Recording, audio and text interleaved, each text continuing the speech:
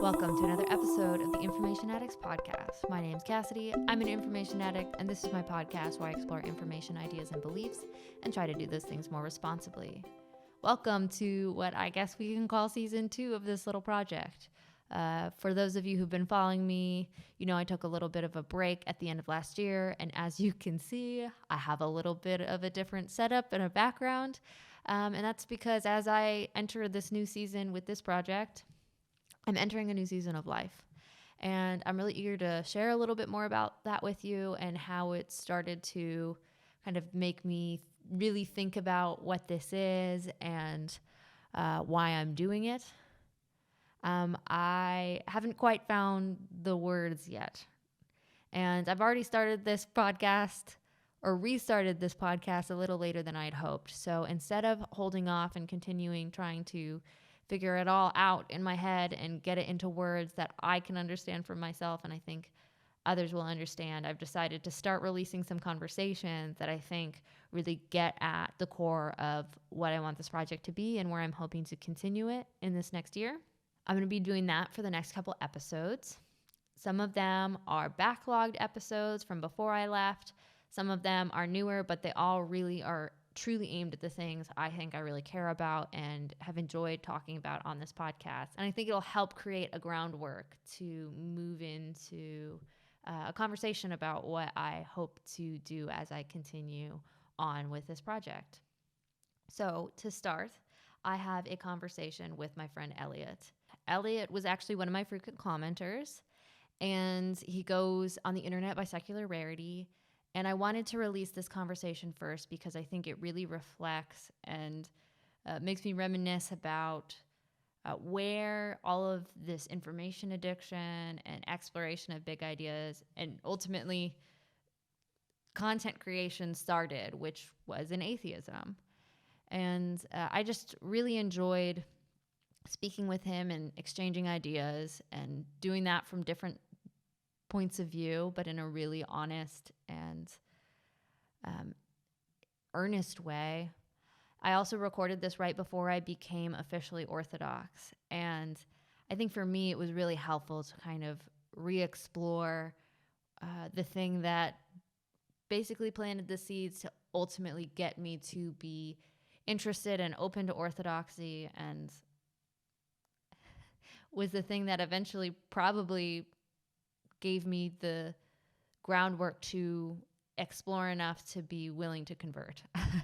And so that was really helpful to kind of explore all of those things before I took this new path and this, I don't even know if it was a new path, but this new wave of exploration in the journey that I was on. And so I'm really eager to share it with you, and I hope you enjoy it because I truly found it quite lovely. And Elliot's just a really great person to talk with. So without further ado, here's Elliot. Elliot, thank you so much for having a conversation with me. It's so nice to see you in person. Yeah, I'm really, really excited. I've been hanging out, watching your stuff for a little while now. And even though I don't always come to the same conclusion as you do, and I've made that known in your chats every now and then, but even though that's the case, I think there's a lot of value in talking with people that don't exactly see eye to eye. And that's what I've always really enjoyed about your stuff. And so I just kept pestering you until you finally were like, yeah, shut up and come on already. So well, no, I appreciate it. I'm not very good at the commenting back in the social media in general. I'm much better at the in-person conversations, or like, that's why I like Discord so much, because you can actually like engage live with people and not just through text. But no, I always appreciate your comments, and some of my favorite conversations are to have with people who have very different beliefs than me. So I'm very excited and looking forward to this conversation. But yeah, before we get too deep into it, why don't you just kind of introduce yourself, give me a little bit of your story, since you've heard a lot about me, but I don't know much about you and your background. Yeah, I'm a mystery. I could be anything in the box, but exactly. So for anybody out there that's been hanging around Cassidy's channel for a little bit now, you probably have seen a comment or two by a person named Secularrarity. That's what my handle is online. I get to hang out. I'm so lucky enough that I get to be a part of a couple of different atheist, skeptic, non-believer communities out there online, whether it's Facebook or TikTok, Instagram, YouTube. It doesn't matter. For a while now, I've just kind of been helping out a couple of channels, just volunteering and doing some back end work to make sure various shows get to go on. I'll make a plug if that's all right with you. Sure. There's Go ahead. there's a wonderful channel that I recently have been asked to be one of the regular kind of rotating hosts on. It's called Your Friendly Neighborhood Atheist. So anybody out there that wants good live conversations where people just kind of call in and if they want to talk about God or they want to talk about science or they want to talk about aliens, that's what we're there for. So I get Anything's to on the table. yeah, exactly. Yeah, exactly. We've had some anti-vaxxers at one point. We had flat earthers at another time. I mean, it's just you never know what's going to be on there, and it's a great place with a bunch of people that again, kind of like this, kind of like what you do here. It's just people that enjoy having conversations Mhm. where we don't see eye to eye, and we don't just kind of oh yeah, totally agree along the whole journey. There's a lot of points where, we'll spend 30 minutes just breaking down a single definition, right? And it's like we Mhm. haven't even had the conversation yet. Yeah. And that's awesome. And that's what I love to do. And that's why I was hanging around here and bugging you. So Well, great. I'm glad the bugging worked and we were yeah, able to do this. I think it'll be fun. So, yeah, tell me a little bit about you. What's your background? What's your story? sure. So my story in relation to kind of religion and belief. So when I was born, I actually had a very strange sickness that put me in the ICU for the Mm. first couple of months of my life. My family at the time was Methodist, and what's definitely more common in a lot of Methodist communities is that, baptize the baby type thing. Mhm. Baby's just a month or two old. We get him up there, we get the preacher in the water, we're done. Which, I think as I grew older, there's a lot of really good theological conversation on, at what point should we actually baptize somebody? Should we do Mhm. that, quote unquote, against their decision? I mean, all of that good stuff. But I was raised in that environment where, everybody was just baptized at birth, basically. Mm. It wasn't ever super, super fundamental. I never got to speak in tongues. That's the one thing I really, but You're no, missing out on. yeah, You I wish you know, had I had that know. It's experience. like I'm a little raw about it. I wish we would have no, but I it wasn't until gosh, it wasn't until I was 13 that I actually decided I made the decision one day and went up to the pastor at the time. The Methodists rotate their ministers pretty Mm. regularly, so that's fun. But the guy that had been there for a few years. Everybody really liked him. And I went up to him and I said, Pastor, I want to get baptized. I need to get baptized. This is the right choice for me. Mm. So at the age of 13, I chose to do that. And I spent a lot of time at the church for a good few years, mainly playing music. I played in the handbell choir, which is the one biggest thing I freaking miss, man. Like you don't find a lot of organizations that have like a whole range of handbells. No. So that brass gets expensive. Yeah. But No, I I did. played I played handbells in middle school. I went to like Oh a yeah. private Christian school and we played the Yeah. handbells. Yeah. Heck yeah. It's a wonderful, wonderful thing to do. If anybody is, I just want to make a plug for any churches. Anybody is seeing this and they know that their church has a handbell choir, go join it. It's really fun. But I did that for years and I played drums at the service. There was always some type of drums that needed to be played. And I really loved that. I really, really did enjoy that. Um, it wasn't until I was probably about 18 or 19 that I really started to look into different things about my faith. Mm. So I think what what seemed to be the biggest catalyst for me was somewhere around the age of 14 or 15. I started really looking into just a bunch of random philosophies. Just Mm. what are those old people saying about morals, Mhm. And I was probably just an absolutely insufferable 15-year-old walking around telling people about deontology and Kant.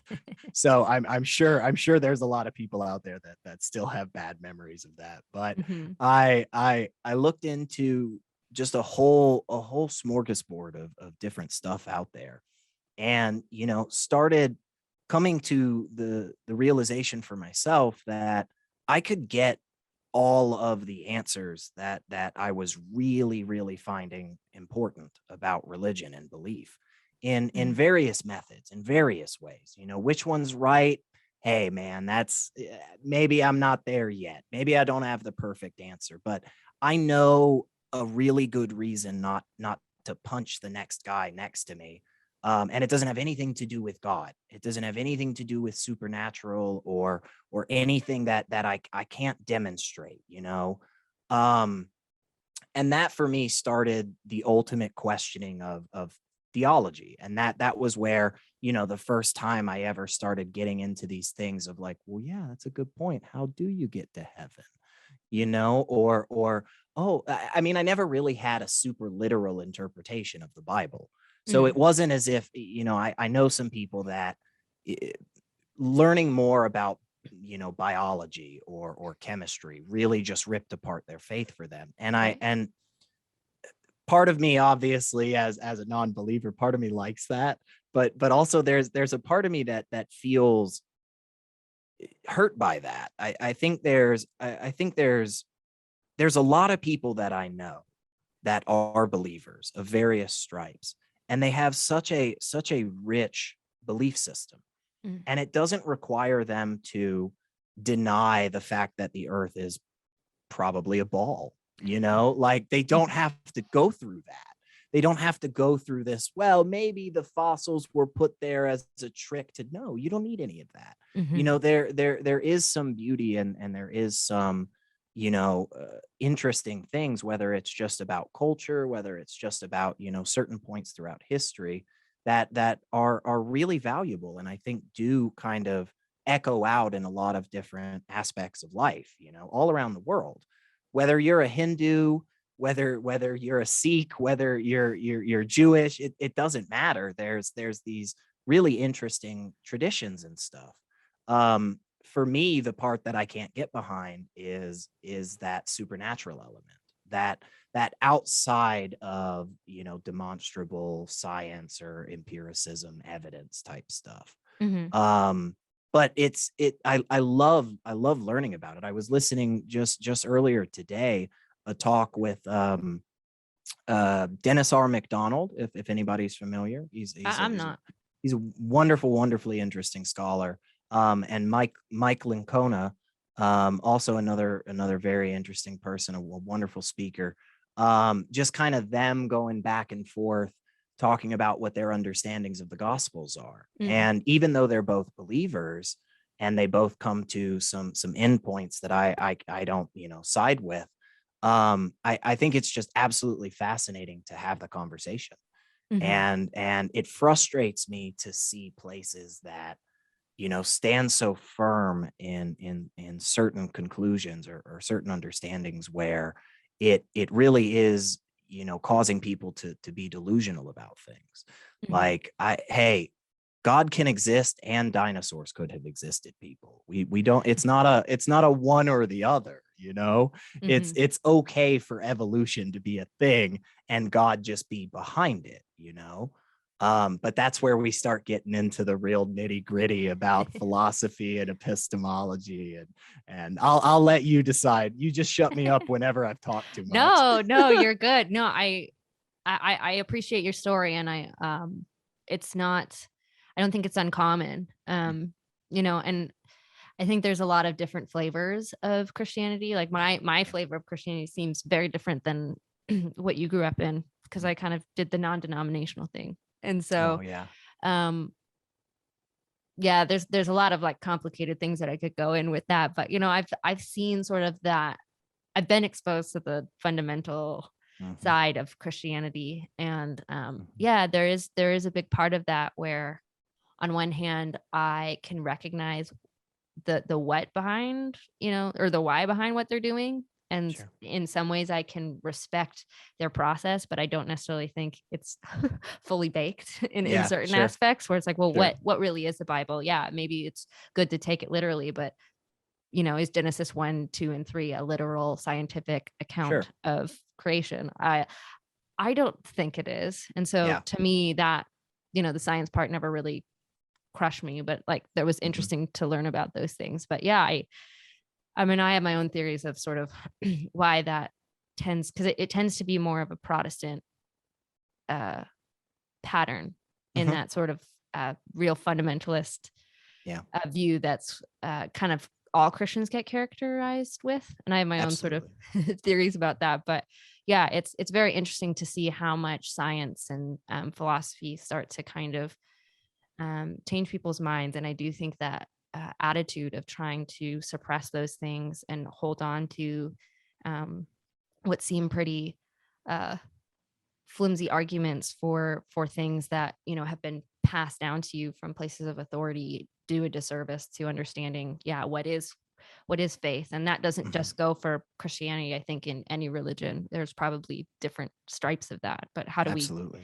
get past that and go to something deeper? Because at the end of the day, if you're doing this game where you're playing this mental gymnastics to hold on to something that's been given to you, it's not really going to change you the way religion should, in the way Yeah. that it can effectively like help you live and operate in the world. It'll create a lot of cognitive dissonance. And for all the non-believers out there, let me be the first to tell you that there there is a whole swath of believers that stand side by side with us, shoulder to shoulder when it comes to the demonstrable harms that are happening in this world. And we need to cool down the show me your paperwork, show me that evidence. Calm down for a second, man. We're trying to get the murderer out of here. Let's work with these people that agree with us when it comes to humanism, when it comes to actually trying to stand up for other people and value other people and minimize the freaking suffering that is life. Like everything about life has a lot of just bad stuff to it. Mhm. Why do we want that to not only continue but exacerbate for people? And I think the answer at the end of the day is the vast majority of us on whatever side we come to.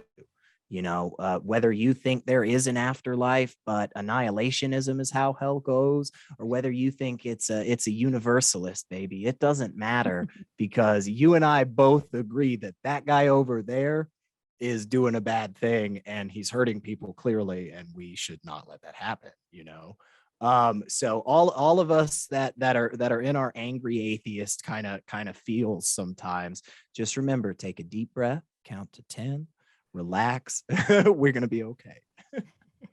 Yeah, there seems to be this um, weird animosity between sort of the atheist Christian tropes, where Yeah. there is some.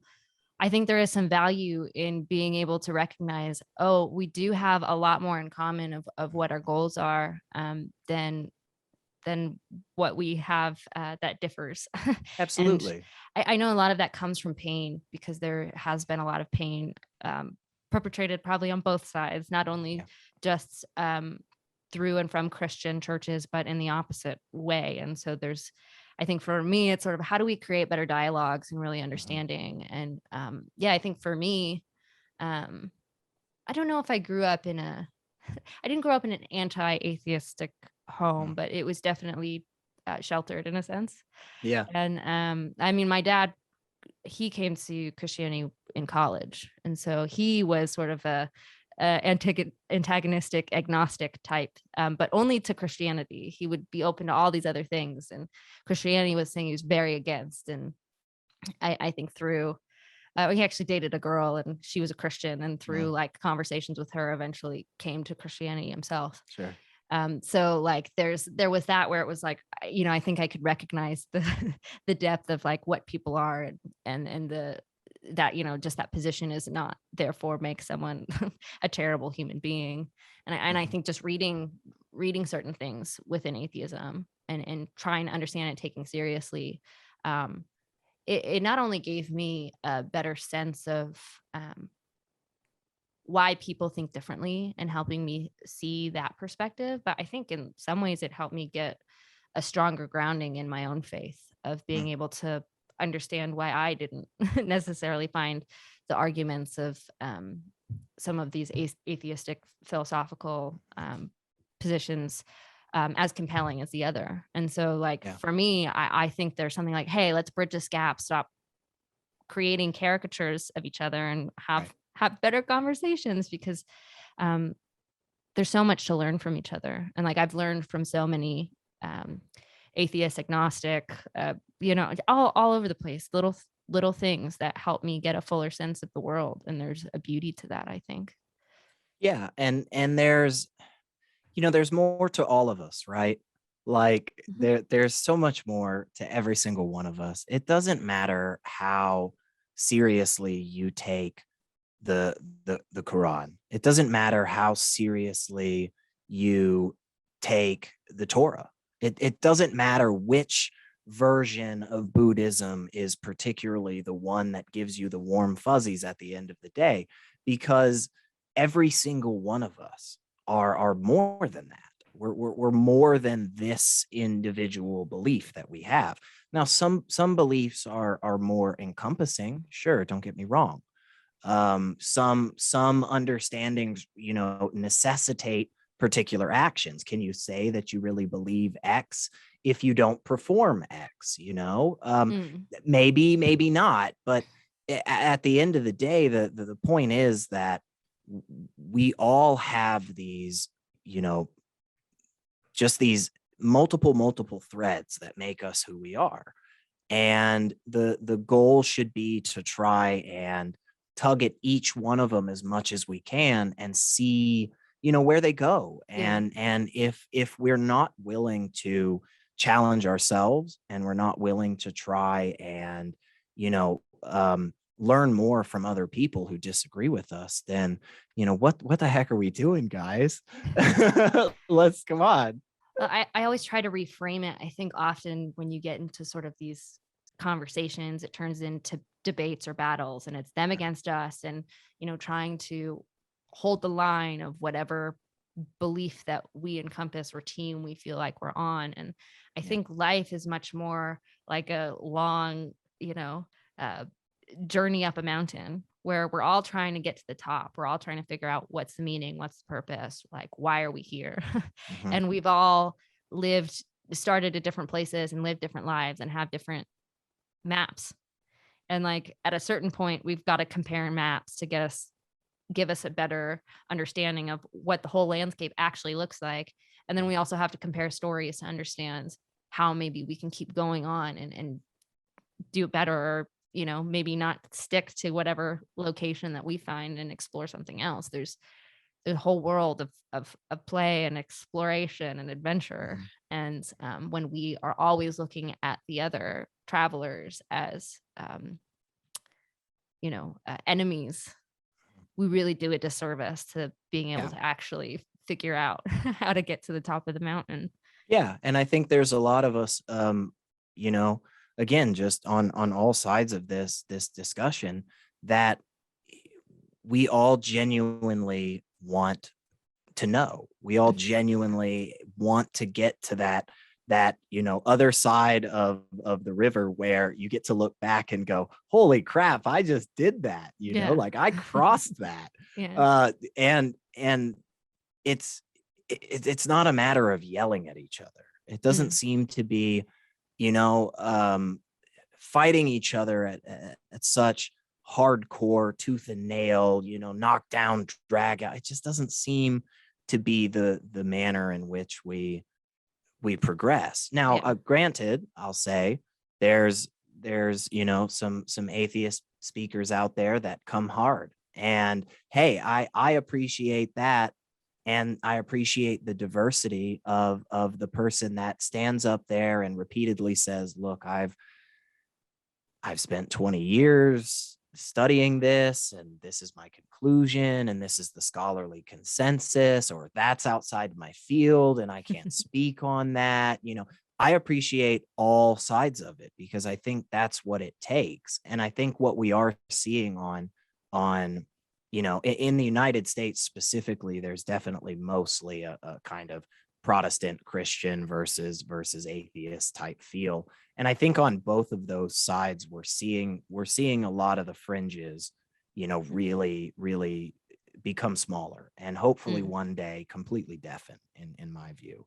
It's not a matter for me to, I didn't pester you to chat with you, thinking, sitting at home at night going, oh my gosh, I could just get one more non-soul for atheism. Oh, let us gather our army. It wasn't on my mind because that isn't my goal. And I don't think we should have that goal. I think we should all, again, be willing to investigate and challenge what we believe. One of the greatest things I ever heard is the truth doesn't fear questioning. And it sure doesn't, because you can ask me all day, every day, buddy, but 1 + 1 still equals 2. It doesn't matter how long we debate that. It doesn't matter how long we discuss what is, because at the end of the day, that's still going to be the case. Right. And if we really feel confident, if we really feel confident in our conclusions, then we should be willing to have cordial dialogues with other people, and if somebody presents us with something that is counter to what we accept as reality, we should be able to take that in. And it doesn't mean, hey, it doesn't mean tomorrow you switch your whole life over. I mean, you know this, you've been going around looking at some stuff, taking some time to understand, and it's not a simple process. It's not something that just happens.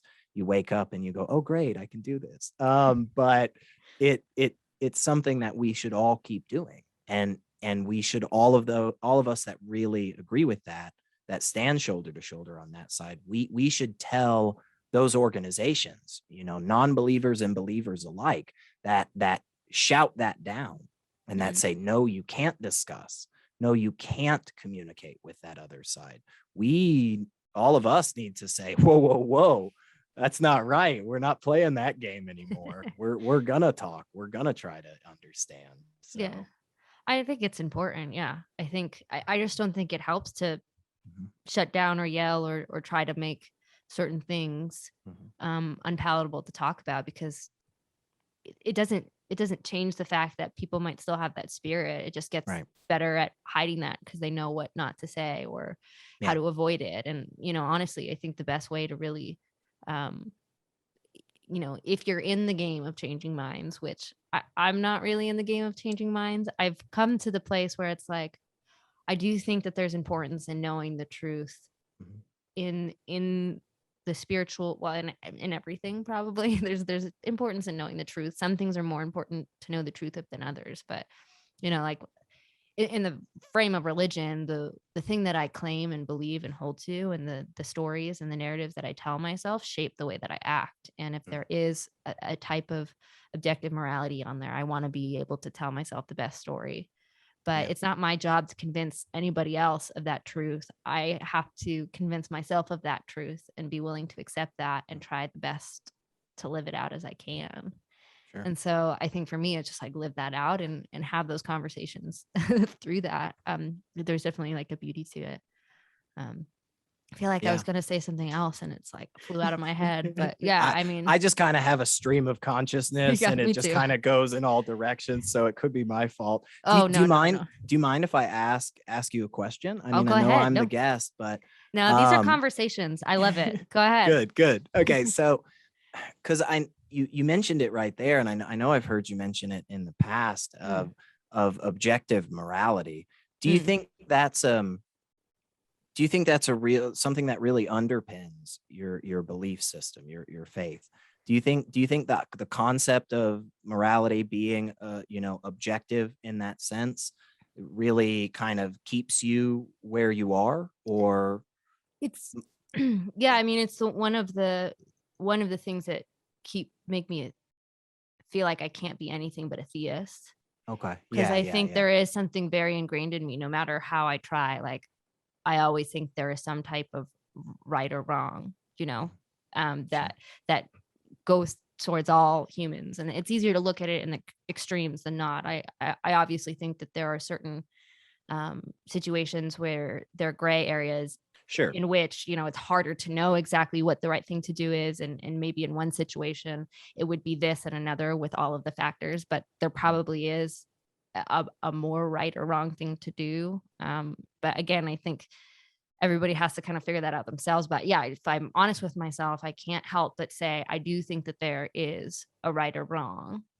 that is united by all of us. Like, we yeah, both would say, hey, like, murdering for fun, that's not right. Like, and so there's something there that's like, okay, there's this universal that we're connecting to it.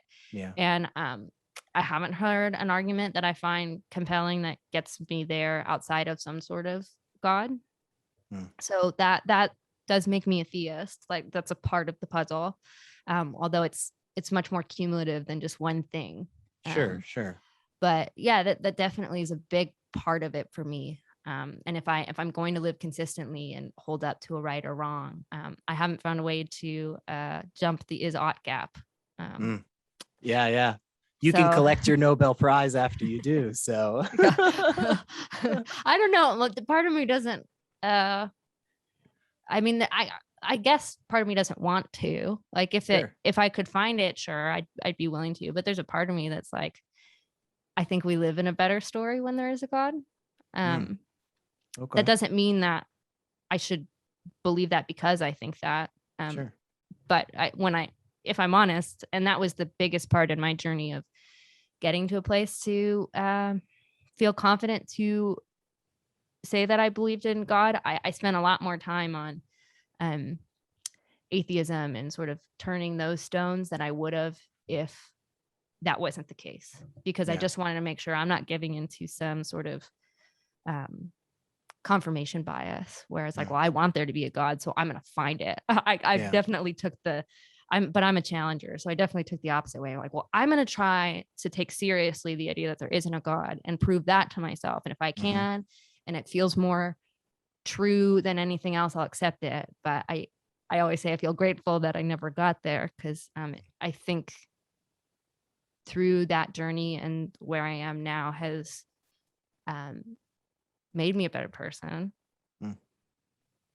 But yeah. Does that answer your question? Oh, absolutely. Oh, absolutely. And I have this is a problem. I just have so many other things I love to ask, and I Go love ahead. to pick people's brains on. Well, so this, I mean, so it's gonna sound kind of blunt sometimes when I ask some of these, but Go I ahead. hope the silly giggles thus far have kind of shown I'm not gonna be too much of a dick. But so how how do you know that Orthodox Christianity is the right understanding of this God? Like, Mm. what was there a test? Was there like a chart? I mean, did you feel it right? What was the thing that said, boom, bullseye, you got this one? So it was quite a mix of things. Mm, Initially it was experiential. I had been on a long journey. And I don't know how many of my videos you have watched, but in some I kind of go through my whole journey. And if you haven't watched it, I can show that. I can link that to you later so yeah. you can get more details. But basically, I kind of did this sort of experimental religious thing in college where, like, I'm still Christian, but I stopped going to church, and Mm, I just started asking people questions and trying to understand, what does it mean to be a Christian and be a part of the church outside of a building. So I did that for a long time, and probably 2-3 years into that experiment, got face to face with like real militant atheism, and mm, then that ultimately led to this deconstruction of like, okay, I'm gonna take this seriously. I'm gonna strip everything away and build up. And I started from philosophy. And once I got to a place where I was like, because I could prove that, or if I could feel confident that there wasn't a God through philosophical means, there's no reason to even look at religion. Sure. So went through a philosophical like rabbit hole for probably 6 months. And at that time I wasn't working or going to school. So I was just constantly reading whatever I could get my hands on atheism and just seeping myself in debates and arguments and trying to get my head around all the stuff. And I got to a place where I felt confident. I'm like, okay, I think I'm a theist. Okay, great. I think I'm a theist. And then from there, I started doing comparative religion and started realizing, hey, a lot of this stuff has to do with Jesus. So maybe I should just start with Jesus and who he actually is. And went through the whole like historical arguments for Jesus and yada, yada, yada, but still looking at other religions. Like I talked to some Mormon missionaries and, I talked to anybody who I could about what they believed and why. Anyways, long story shorter, I eventually through all of it, probably year and a half of just like real intense searching, I felt confident enough to go, okay, I think I'm a Christian. And I was always claiming it, but I felt confident enough to understand the why behind it. So when I did that, I went back to sort of this default Protestantism because it was what I had grown up in. And I knew Catholicism a little bit. And from what I knew about it, I just knew I'm not Catholic. I don't believe some of these things. So I'm open to like, I'm not going to claim a denomination or like a truth, but I'm a Christian and I didn't know anything else. So I was Protestant. And I did that. I went back into churches and really committed myself to being in church again.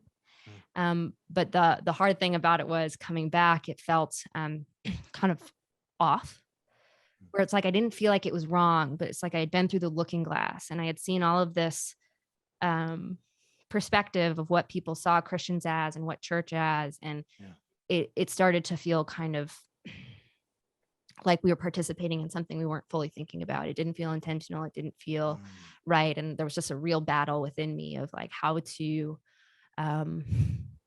work through, be a part of a church and work through my own issues, but then still not abandon it and try to let's move towards something that is better and that is what church is supposed to be.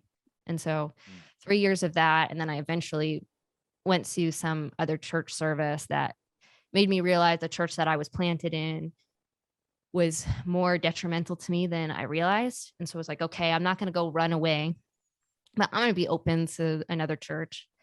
And I thought it would be some sort of Protestantism, but as I was kind of opening myself up to going to another church, I started meeting all of these Orthodox Christians and like having these really interesting conversations and planting little seeds in my head. And I realized, oh, I don't know anything about orthodoxy.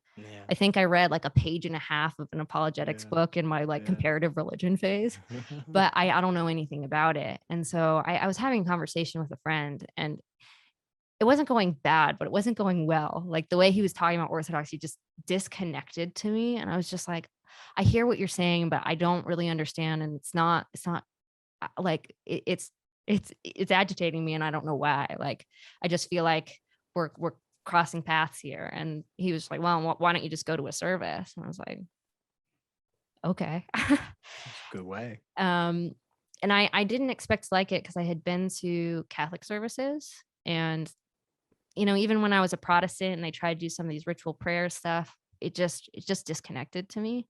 I didn't feel anything from it. So I expected to feel the same, but I went to the service and it was just this whole experience of like feeling this deep sense of like quietness and truth. And, I had a conversation with the priest after and,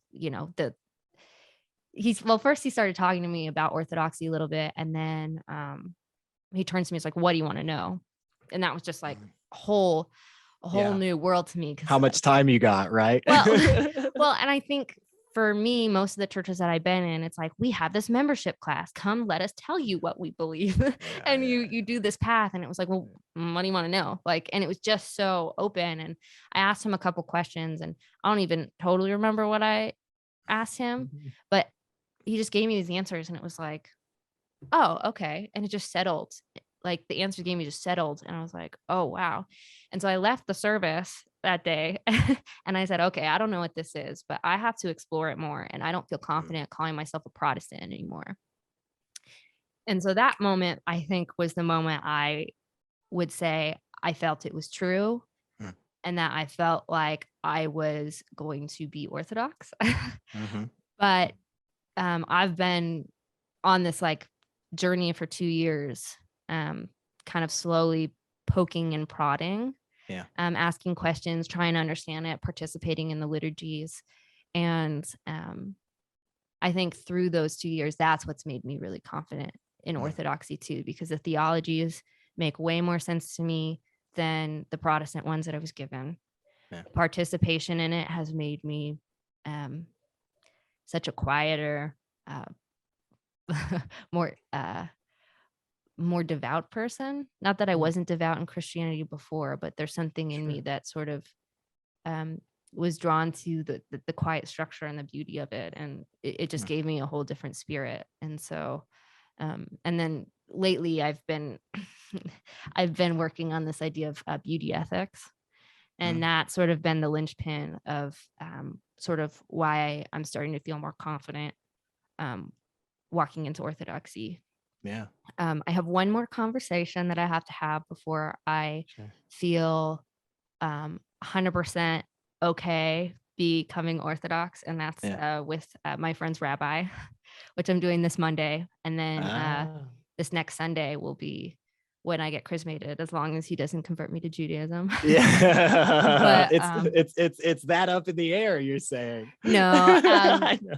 I mean, like I always say, I am open to being proven wrong. So if he can give me something that gives me enough pause to really say I'm not ready, then I won't do it. Right. And my priests have been amazing. I don't know what everybody's experience with Orthodoxy is, or Orthodox priests, but when I started coming to the inquiry classes, he's like, I'm telling you right now, this is not a hard sell. If you want to become Orthodox, if you want to know about it, we're here to help you. But if you think something else is the place that you need to be and where you need to grow, we're happy to just help you get what you need.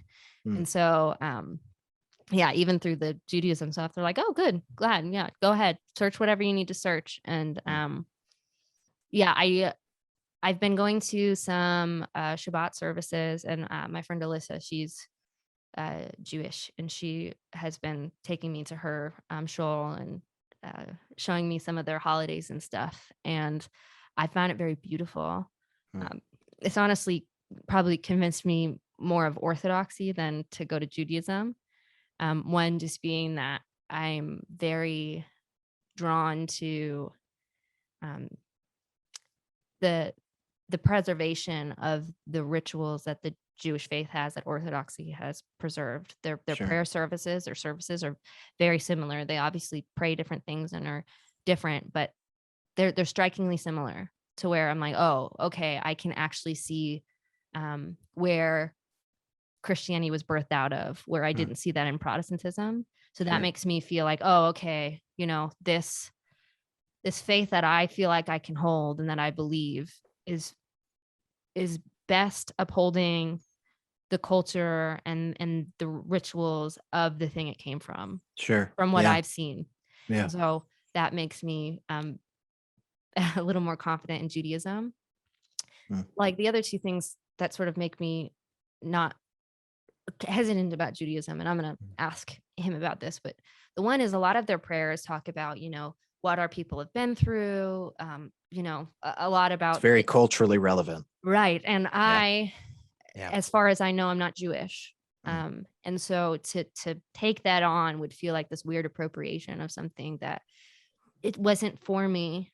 Christianity is open to multinational.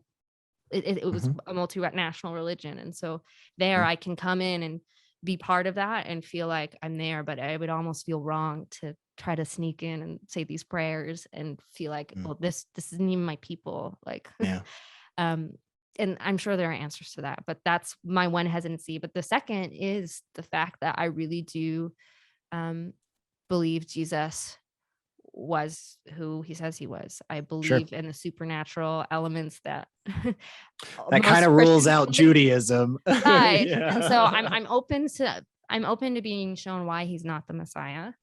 I'm Yeah. open to be reframed and help get a fuller understanding of what it's supposed to be and what Jewish people believe now. But it's interesting. My friend Gabriel, who is Alyssa's husband, he's sort of he grew up Catholic, but he is like Christian and actually kind of interested in orthodoxy, although I don't think he would claim it the way that I would, but he definitely has an interest in orthodoxy. And we talk about that all the time. It's like, there's just something about Jesus. I can't shake him. Yeah. And of course, it may just be that it's because that's what I was grown up with. And it's the thing that gave me hope. But I also think I've challenged that a lot. And Mm. if it was just that, I think it would have been shaken by now. Mm. Yeah. So it's a mix of experience, participation, and sort of empirical poking and prodding and evidence that get me to the place where I'm ready to settle in orthodoxy. Can I ask one more question, and then I promise I'll shut up. You can and ask let as you many just- questions as you want. Please. Okay, This is okay. a conversation. And you're more than welcome to just grill me on anything after this. So what, in your understanding, as somebody that's looked into theology a good bit, as somebody that's really tried to, understand what the meanings of these various teachings are, really try to get to the meat and the heart of it. As somebody that has blasphemed the Holy Spirit quite regularly in my life, as somebody that would say all types of things right now, but I just don't think I need to for the demonstration. But as somebody that is as a sinner and a heathen and a non-believer as me, what happens to me after I die in your understanding? Well, there's different perceptions on that. I know some Orthodox who are Universalists. I know some who aren't. For myself, I take a position of agnosticism. I don't know. You just don't know. I think God is very graceful, and I think he's just. And so I trust him more than myself. Of course, I think for myself, I would love to say I'm a Universalist. Sure. I want to see everyone ultimately saved. And in the Orthodox perspective, it's very different than Protestantism in the sense of we do believe in like saved by grace, but we believe that everybody is on this path of being saved, and God is using our lives and our experience to show us what it means to be truly human and what it means to overcome death, which is what we ultimately think is the byproduct of sin in the world. And so it's I don't know, it's a much more open kind of faith where it's like, whatever path people are on, we have this belief in God sovereignty and grace that he is working all things for good in his life. And I can't confidently say what I am as far as the afterlife and how that all works. And I don't want to, because I think it would all just be my human understanding. But I think if I'm honest with myself, I'd love to be a Universalist, because that's the easier position to hold. In a lot of ways, it's the nicest, and it is the most beautiful. But I also have to, I guess in my head, I see it as a beautiful, but I can also see why it would not be so beautiful to some people. Because it's that idea that people who have committed great atrocities in the world getting the same blessings as everybody else. That's sometimes hard to swallow for people. But I'm not dogmatic in it. I think there is sort of a diversity of perceptions of like how it actually plays out in sort of the afterlife view. But I think sort of the proper Orthodox answer, it's like for God to know, that's none of my business. Yeah, um, I get that. And I think that oftentimes I think is one of the most honest answers in various Christian understandings of the scriptures. The the problem for me with that answer is that it seems like we're punting. It seems like we have the option to take another step. It seems like we have the option to continue investigating, and instead what we're doing is we're just kind of throwing it up in the air and saying, what is, and just moving on with our lives, when in reality we could look further, and we could dig harder. And that I think that's one of the biggest sticking points for me when it comes to believing in a God. So I don't take the position that they're just flat out, no way, no God, no. I take the position that I haven't been presented with anything to make me affirm that there is a God. sure. So, a true dichotomy is not true and false, right? It's true or not true. But just because it's not true doesn't mean it's positively false. Mm, There's a false and not false as well. There's a middle ground on both of them. mm, And if I don't have whatever it is, let's say that final little tick mark to push me over into affirming either true or false, then I can only stand in a place that says, hey, look, we at the very least don't have the indication that it definitely is, and that's where I kind of fall back on that null hypothesis, right? mm. I don't accept that my neighbor, actually saw a ghost yesterday. I don't accept that. But if he did, then there would be something that could be presented to me that should give me that indication. Oh, yeah. But No, yeah, no, please fight I, back. Are you holding back? Come no, on. I just love that answer. And let me clarify in some of my answers. I'm Yeah, not opposed to digging more in and having a better understanding what I think the sure. biblical view of heaven and hell is, and coming to a more confident place. I think with that, I'm always going to be um, a bit soft on it, because it's that the answer to that question, I think, doesn't change what it means to live a good moral life in this life. Oh, okay. And Interesting. so I think it, independent of whatever happens, like, I should be living the best life I can morally.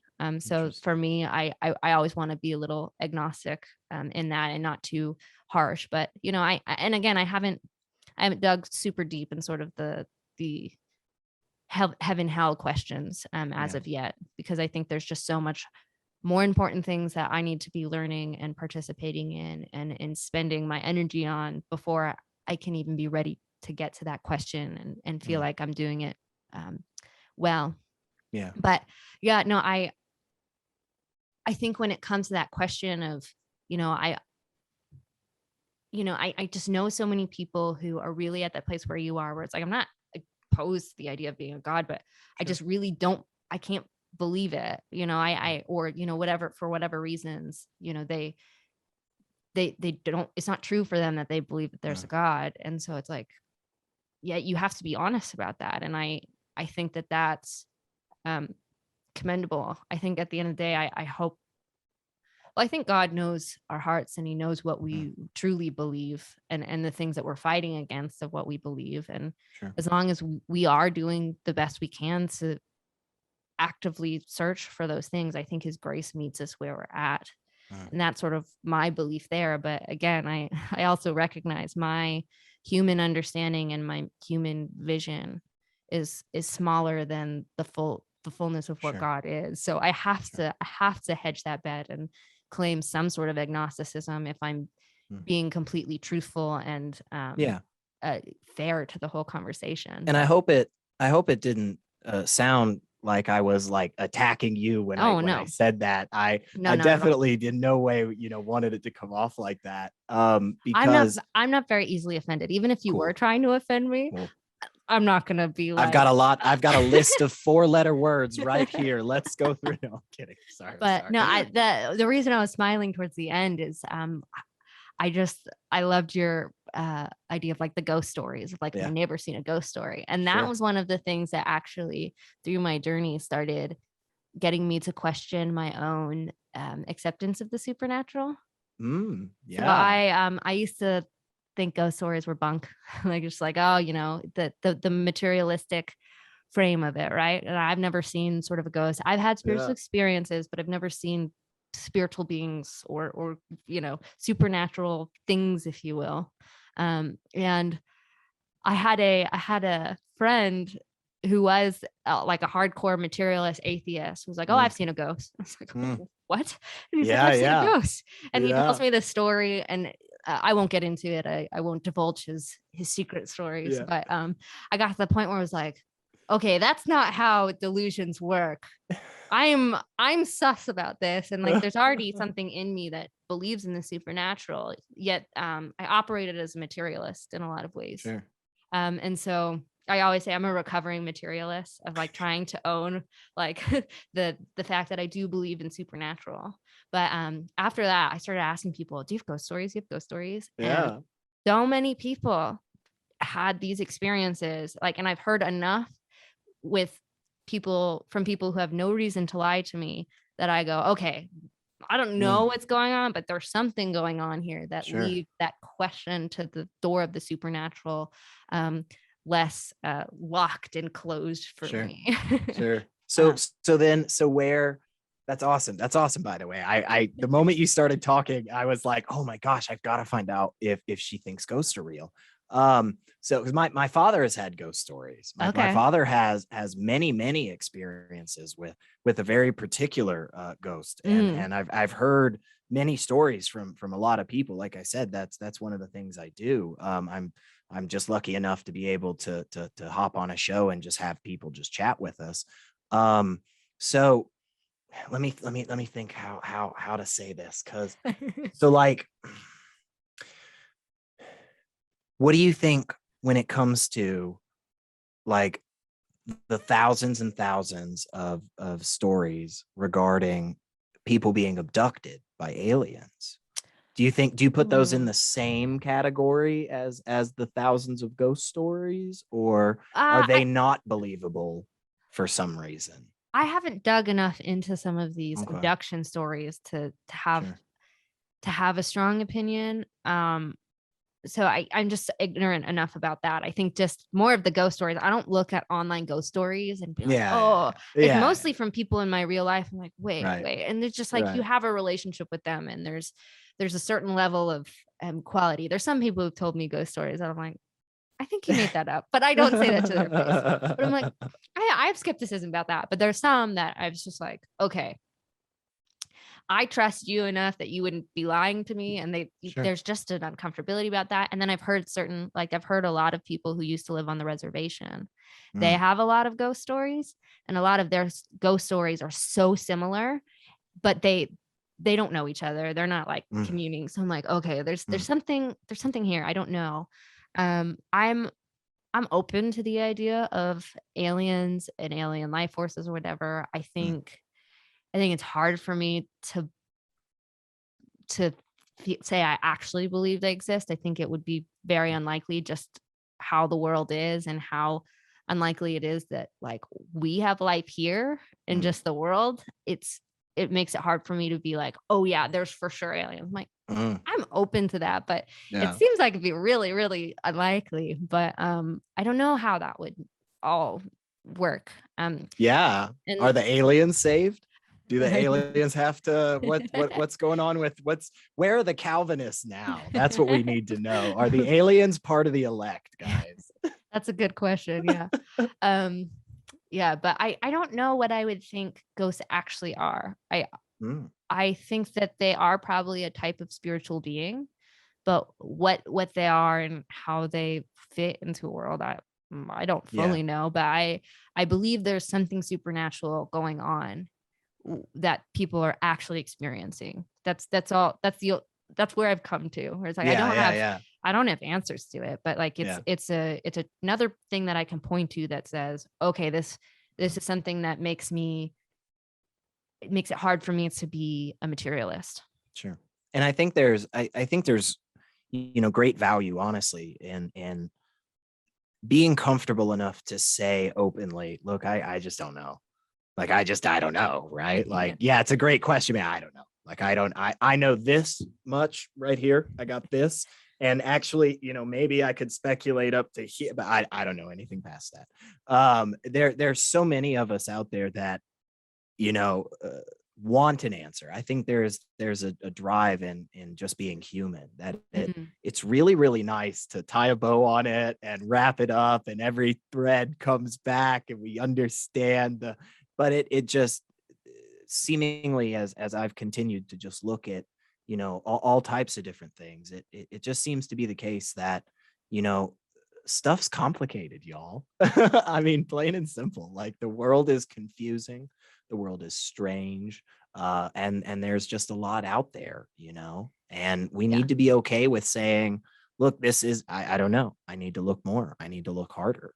Yeah. um but Yeah. again, I as somebody that proudly calls themselves a skeptic or an atheist, a heathen, a sinner, whatever. But yeah, it's I definitely have those moments in my life where there's like 5 other people around me and somebody's like, oh my gosh, so I was ghost hunting last weekend, and every other person in the group is like, dude, that's so cool, tell me about it. And I'm like kind of twiddling thumbs, having a little less fun at the moment, so there is a little bit of that to being, a skeptic. You sure? But yeah, it's a little bit depressing at first, I'll be honest, but you get past it. You find some other really cool things. You learn a lot about stuff you never thought you would care about. But Mm.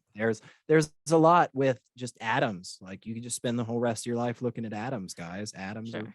confusing, but Yeah. Well, and I wouldn't say I've gone down this rabbit hole of like supernatural experience and trying to prove those are real. I think for mm, me, I have enough experience to go, okay, I don't need to come to the bottom of the answer of that sure. question to have it inform something about the fullness of the world.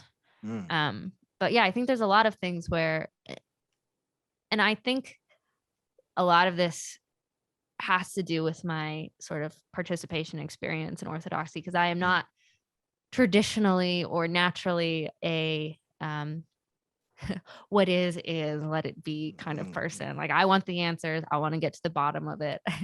And I think I've just recognized through that participation that there is so much mystery in the world mm, that to constantly try to put it in a box and have a category for it is going to do a disservice to actually participating well in the world. mm, It's not bad that I necessarily want to put categories on those things. Like, we have to have some to be in the world, but like there are certain things that are probably better for me to participate in and work on, and eventually, mm. as I do that, it will inform the fuller picture of Sure.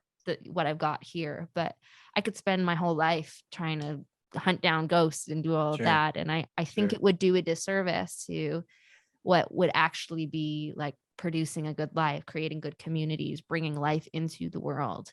And so I have to I have to try and really look into like my sense of discernment and figure out, well, what Mm, really is probably more important for me to chase down the answers to and find the questions for, and put things in categories. mm. Um, Much more about the fruits of your labor, the fruits of your mm, work, so forth, than kind of just proving any particular aspect of it.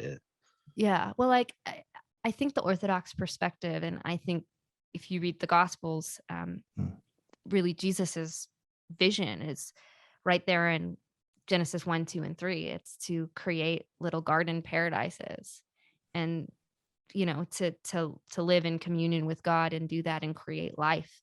And so the hope of orthodoxy is we participate in, the rituals that have been passed down through the church, and we participate in these things that are sort of spiritual disciplines to help us exercise and understand what it means to be truly human.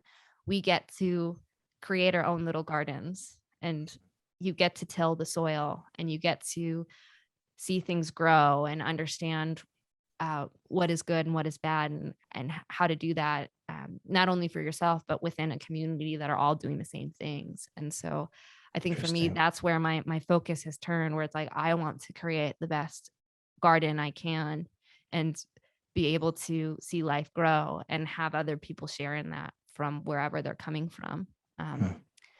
So I don't know. If you could get all of those benefits, which I think is definitely, I don't know if I can call it a point for belief, but a point for belief systems is there is definitely a lot of community that's been built up for a very long time. Obviously, I mean, the Catholic Church has been around as an institution for a minute at this point. So, but if you could get all of those benefits that you're talking about, kind of clearly being a good person in your day-to-day life, benefiting your community, your society, the people around you, but just without all of the supernatural elements, do you think it would be equal? Do you think there would be something lacking in those outcomes without that supernatural element? I mean, there's a part of me that wants to say it would definitely make life less interesting. The belief that there is something supernatural creates a mystery and a wonder in the world that Sure.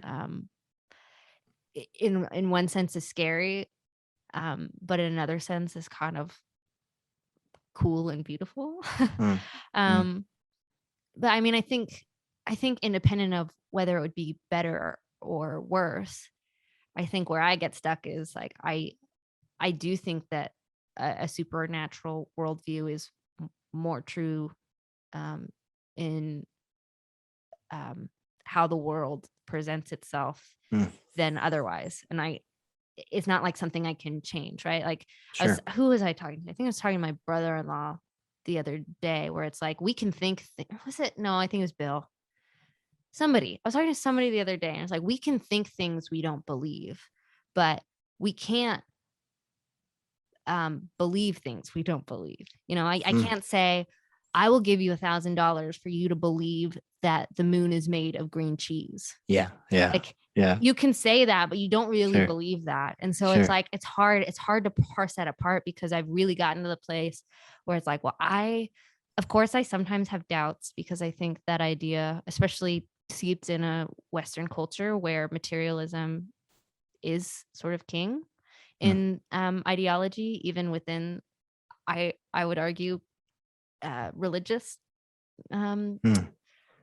systems. There's always sort of that doubt of like, oh, am I crazy for believing that miraculous things happen, miracles happen, there's these spiritual beings and the spiritual warfare going on? You kind of go, ugh. But at the end of the day, it's like, I've seen too much not to believe it, so it's hard to even like get my mind around like that separation of like, what if it didn't exist? And it's not that I haven't been able to. Like, I can definitely put on my atheist lens and say, okay, in a world where this is the case, these are like, play out the simulation, right? This would be what the world would look like, or what that would mean for the world. And then honestly, I've put it on the shelf for a while, because playing that game too much, I think it drove me crazy. It really stopped me from participating well in the world. And so I put on my orthodox lens and say, hey, like, as far as I can see now, this has given me the best participation in the world. And why would I spit in the face of that and not continue to try to travel down that road? Because, in some ways, the fruits that I've seen in my life are the evidence for the truth of it, in a part. Yeah. But if there were a way, let's just say newspaper article tomorrow, headline all around the world, just whatever video, whatever. But if there was a way to prove, let's say, the non-truthfulness of it, would that trump the the participation experiences that you've had? Would you, if somebody came up to you tomorrow and was like, here it is, done and done, would that override that for you? Or would you still say, no, I've experienced too much? No, if there was something that could get me to like believe that it wasn't true, like if Right. I could really accept it. Right. Was Whatever. there was no way that I could say I had doubt in my mind, like, or at least the scale of doubt switched where I was now more of an atheist than a theist.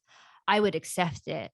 Um, but I wouldn't accept it happily. I think I would, because this thing that I've participated, um, to me has created so much more fullness than Sure. the opposite. So Yeah. like if it could be proven, let's play that. I Right, would right. accept it. Like no doubt, But I you'd be would bummed out accept it. about it. I'd lose. I think that from the way that I have played it in my mind, I do think that the ultimate place that atheism and materialism leads is nihilism. Mm, And so I would be in despair, and like mm, it would be it would feel like it didn't matter what I created. mm, It's ultimately meaningless. And mm. I guess I feel very grateful that I was never able to lose it, because Sure. um I think I would be far worse if I did have some way to accept that. And I'm sure Mm, if it could be proven to me, like I'd go through a moment of despair and maybe there'd be a way to um, figure it out. But I guess I'm just at this point, I feel very lucky that I've yeah. never gotten to that place and had to fight that fight. Yeah. And I definitely understand that feeling. And I've heard, um, I've heard that expressed from a couple of friends of mine that are believers. And while I understand it in some sense, there's also a part of me that, um, now at this point, I've actively taken the label of atheist for 7 or 8 years.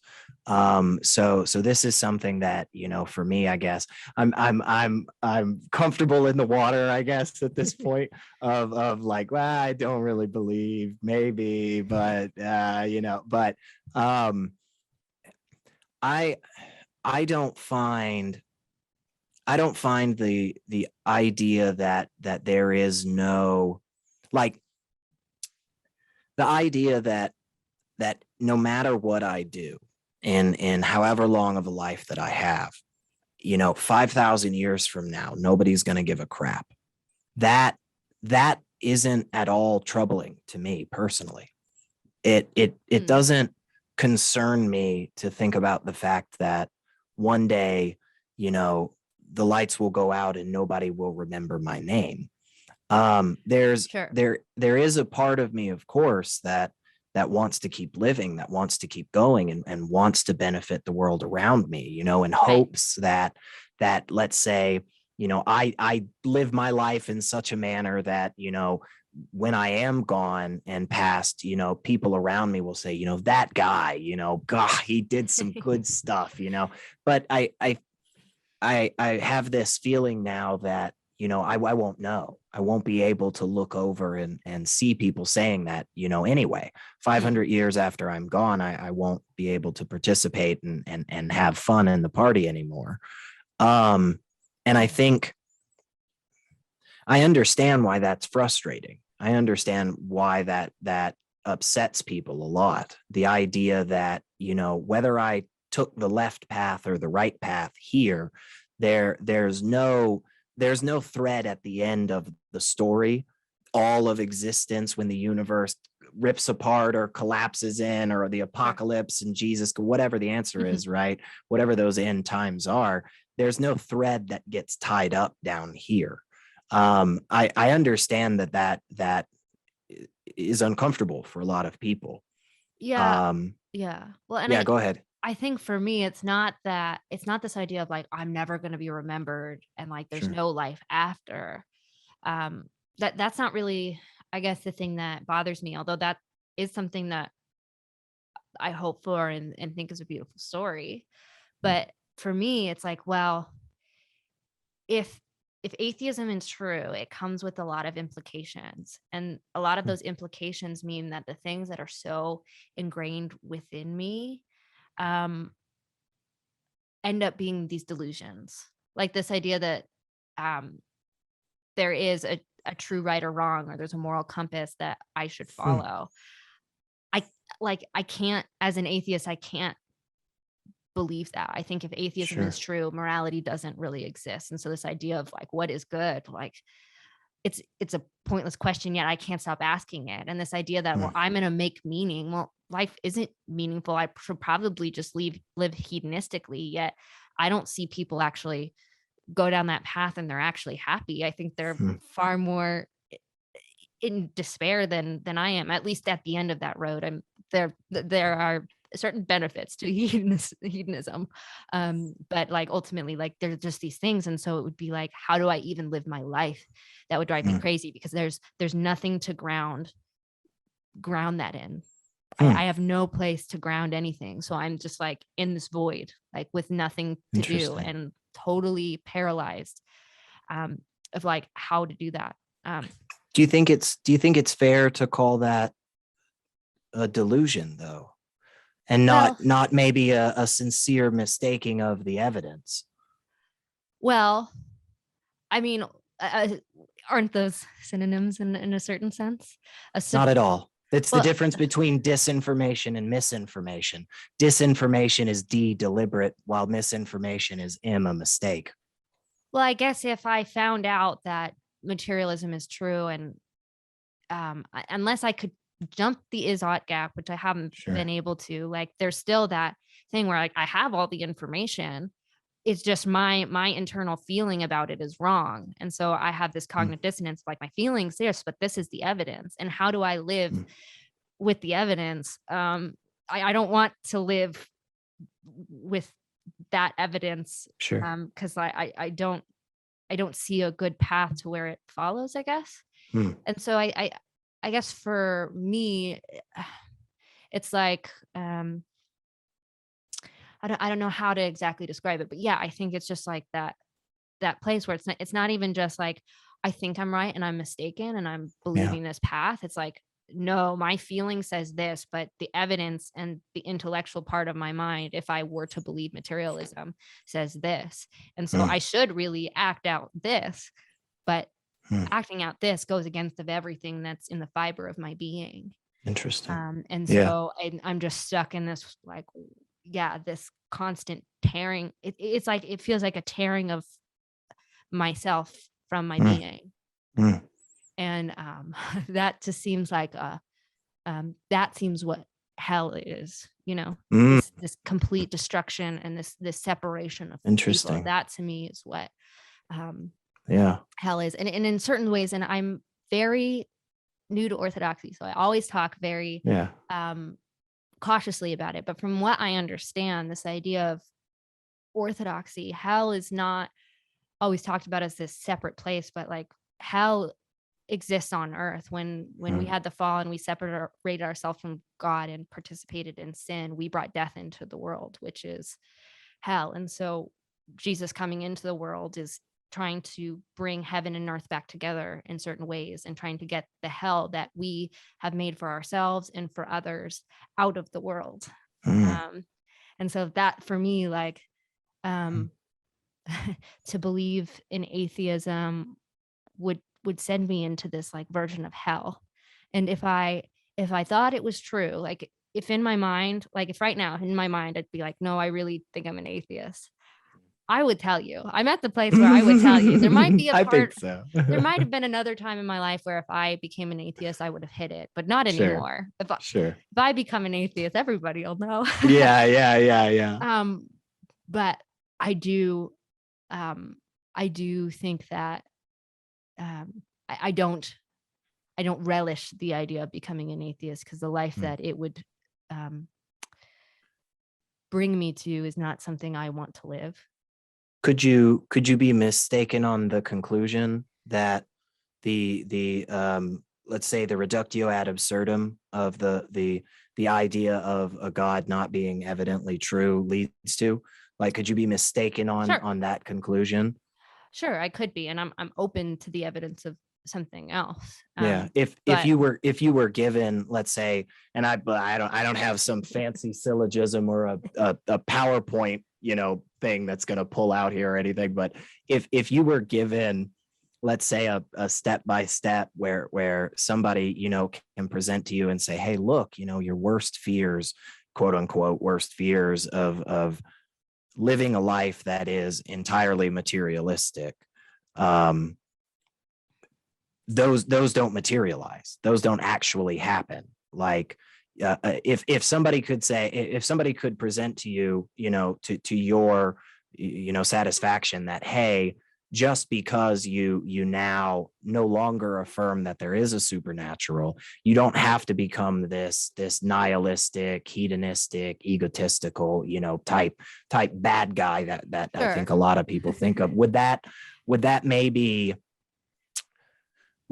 soften that concern that you would have about accept, maybe not push you into that state of like, oh yeah, now I'm a non-believer, but would that Yeah. soften that kind of anxiety you have? I mean, I'd be interested in the argument. I mean, I'm not actively anxious about that. It's not like I'm Okay. actively Yeah. anxious, like, oh, I'm going to become an atheist and then be Right. depressed and follow through with whatever that means. Sure. Sure. I don't actively, I don't actively fear that, but I do see that and go, ooh, that would probably be what it was. Yeah. So I mean, I'd be interested in the arguments, and I've read some. I haven't found them compelling to the place where it's like, okay, that would actually be what atheism Sure. goes to me, but I'd be interested in them. I don't think it would change my mind about theism and Christianity, because all of that is built on something way more than Yeah, totally getting separate stuff. anxiety. But I mean, it would be Sure. interesting. I'm always interested in sort of the implications of what a worldview means. And like even Yeah. with Christianity, there are certain implications. Like Sure. there are things that are inconvenient to me Sure. about what I believe. Sure. Same on the Yes. materialism non-believer Right. side. There are some Exactly. inconvenient things out there. So Yeah. So it's not like it's this easy trade-off where like this is like, that's what I have trouble with religion sometimes, where it seems like this, get out of jail free card, or like, beautiful life card, excuse Sure. me, where it's like, live this and everything's great. It's like, no, there's Mm. some serious implications, and there's some serious, on all different types of religion, serious consequences for not believing or participating in the right way. Sure. And, to me, it's like, well, they may all be bunk, but, Sure. I at least have to take them seriously, because they also one of them may be more true than the other. Yeah, if Brahma is actually the one true God, you're Yeah, in I'm a lot of screwed. trouble. Yeah, Exactly. yeah. That's Exactly. okay, because I am either way, whether you're right or the Hindus are. Well, the interesting thing too that sort of got me thinking when I was sort of in the atheistic level, in some of these like long-term afterlife effects, atheism actually is the easiest position, because there's a lot less sort of like eternal consequences to having a wrong belief in that, where it's like in your position, like I'm fine either way. But like, let's say Mormonism, right? We're both pretty screwed. Although there are some caveats in Mormonism that are interesting. Oh boy, are there? Yeah. So, but or Islam, if that is right, then yeah, my belief is wrong. But again, that's the thing. If Islam is true, I want to know and I want to participate. Well, Sure. I haven't been convinced by Islam, although I do think there are some beautiful things that have been communicated to me by people who grew up in Islam. I have a friend, my friend Muhammad. He is in my I'm in a couple weird Bible studies. I'm in one that's like multi-religious, multi-religious, which is like, we have people from like deists to like Judaism and Orthodox Christianity, like it's Wow. all over the map. And That's then super cool. we have one that's sort of multi-denominational. It's open to everybody, but it turned out to be sort of like multi-denominational Bible study. So there's the regulars, there's like me who's like becoming Orthodox, the guy who leads it's Catholic, and then another regular who's Protestant, and then every so often Mohammedan's that one. He grew up Muslim, but he's very interested in Jesus. But he tells me a lot about his he's talked a lot about sort of his perception and of Christianity and religion, and there's just some beautiful things that he's been able to get from having that background. And I think coming into Orthodoxy, there are some things that I now look at the religion and find more beauty in than I did as a Protestant. But I obviously have I'm not a Muslim, so I obviously have my disagreements with it. But Still some things you have problems with. Sure. That's okay. Me too. Yeah. But yeah, so I think the question,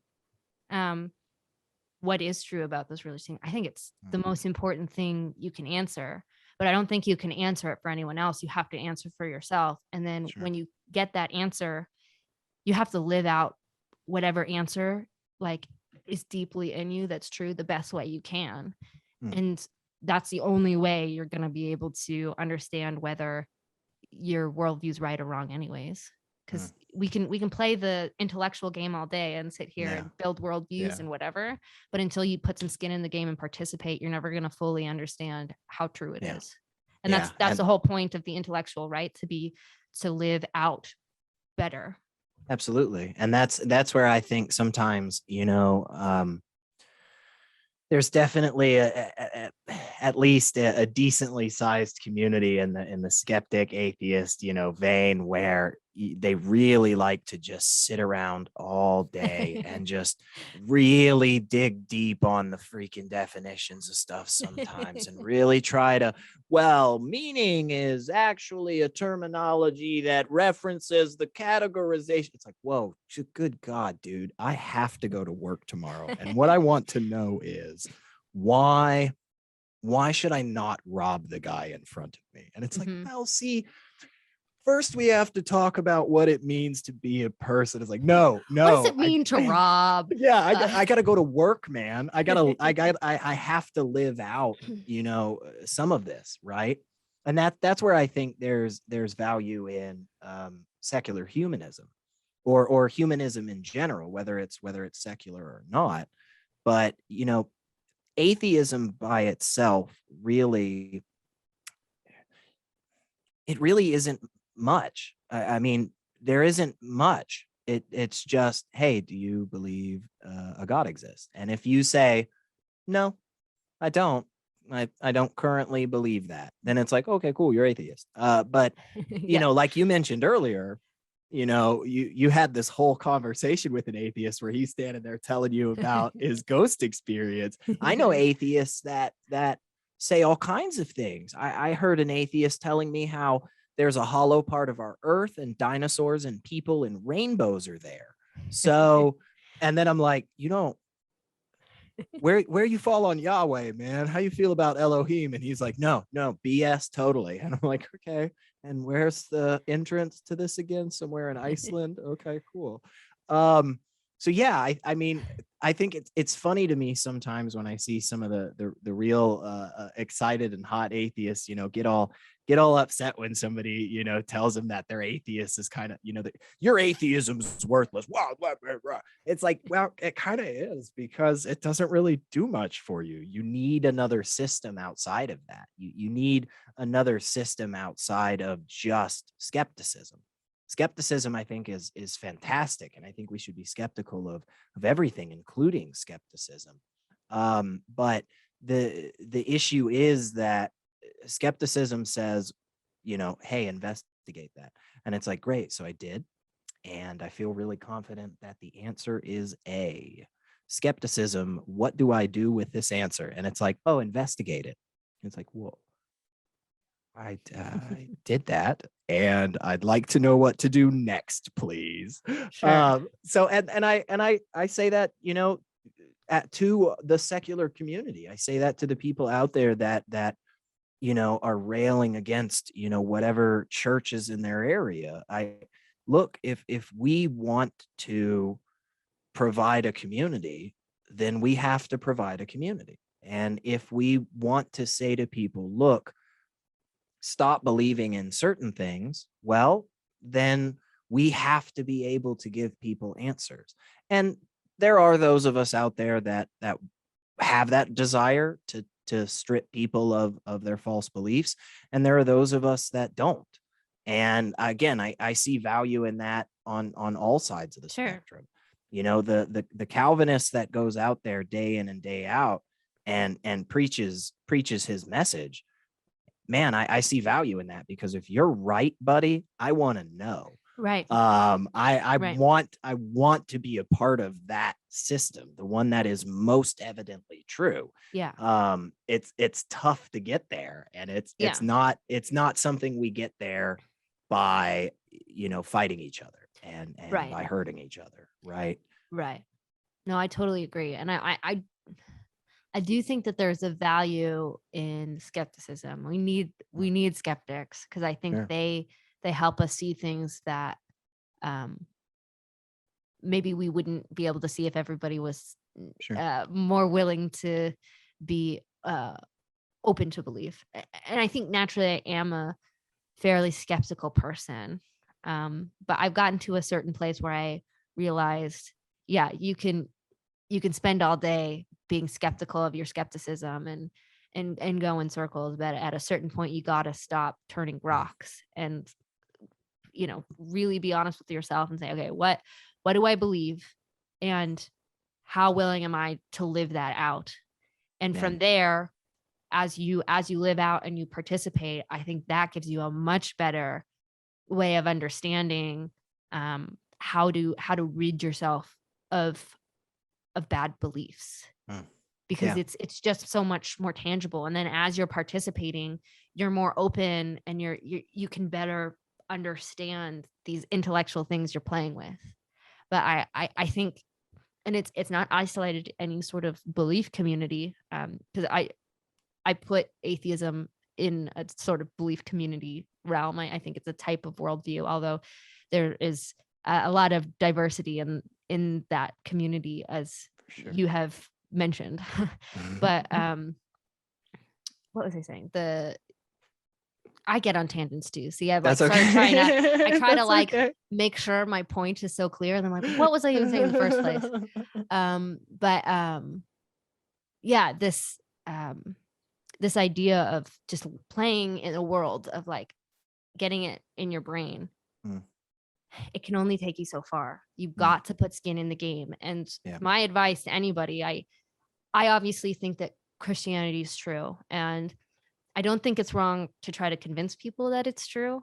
I think there are bad motives behind that sometimes, and I Sure. myself have participated in that, and I deal with that myself and just try to do the best that I can.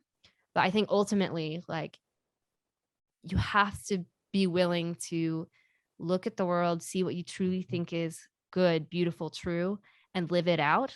And when you live it out, that's what's going to give you a better sense of what's actually true. But I think there's so many people playing the game of either let's intellectually play with these ideas and never do anything with it, or people just living and not thinking about it. And so there's these two extremes. It's like, how do we find a balance here? And I think that's been my journey, and I've made a whole heap of mistakes. There was definitely a time in my life, I'm sure all of my friends just were wildly annoyed with me because I just had this incessant need to try to get to the bottom and argue and pull apart all of the ideas to like test them. Thankfully, I'm past that point now. I still like to have the conversations, but I'm far less bulldogish about it. Yeah. And so, yeah, I think, and then at a certain point, like, we have to recognize our humanness and admit we're not going to know it all. And I'd rather live as beautiful a life as I can, and let that speak for itself than spend my whole life just with my head in a book. I'm always going to have my head in a book because I get life from it, but too far, it really stops you from thinking clearly, I think. Yeah, there's only so much Nietzsche you can read in a sitting, you know. After a period of time, you're like, all right, I get it. It sucks. I couldn't even get through Espinoza. I'm like, oh my gosh, it's dense. It's so dense. But yeah, and I don't know. I just love hearing people's stories, and I love playing with ideas and trying to understand them. And as much as I say I think atheism leads to nihilism, I don't think atheists live that way. I don't think everybody lives in a nihilistic frame. I think a lot of atheists still live with this idea of like creating meaning and purpose and living a purposeful life and living good. And I think that's a good thing, because I think meaning and purpose and morality gives people strength. But it just doesn't, on my side, it just doesn't have that overarching transcendence that you find with God, with orthodoxy and so forth. Is that kind of a good understanding of? Yeah, I think for me, where I get to a place of like trying to make sense of in my head, it's like, okay, you have this meaning that you've created and this purpose that created. Where do you root it, and where is it planted, and like how do we feel confident in meaning and the purpose that I create? And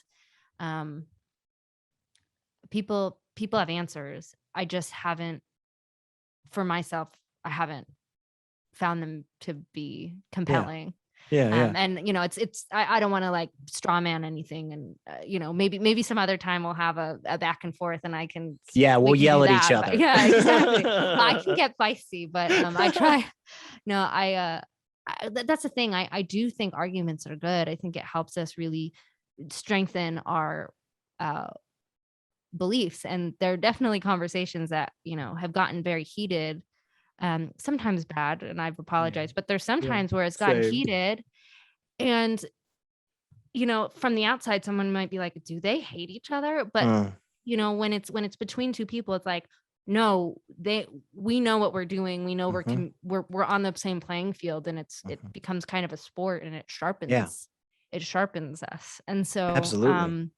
you just have to find the right people in the right frame, and not let that then dehumanize people. I think that's where it gets really difficult. So for sure, I just have to find the best way that I can do it, and like through the screw ups and the wrong ways to do it, learn how to do that better. That's just like my ultimate goal, I think, with all of this.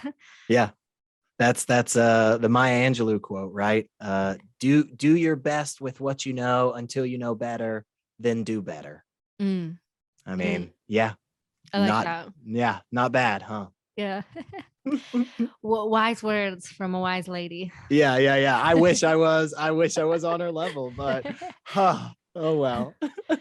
Well, this has been great. Is there any sort of last things you want to add before we kind of wrap it up? Yeah, I just honestly a super sincere, heartfelt thank you, Cassidy. This was just an absolutely wonderful time. Hopefully the people that hang out and watch this will really enjoy it. And if you ever want me back on to yell at each other, let me know. Of course, yes.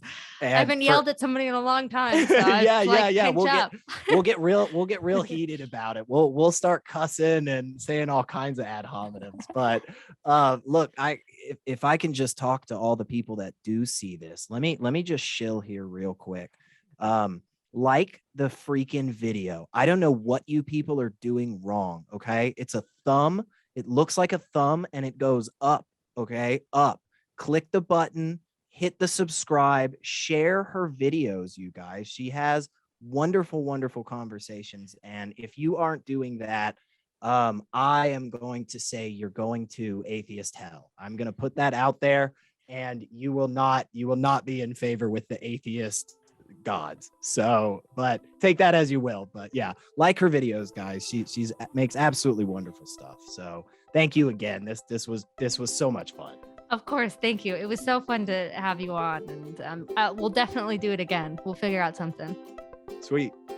Thank you so much for watching. If you have any interest in what Elliot does, I have some of his links down below for you to check out.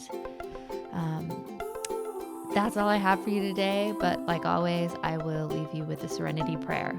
God, grant me the serenity to accept the things I cannot change, the courage to change the things I can, and the wisdom to know the difference.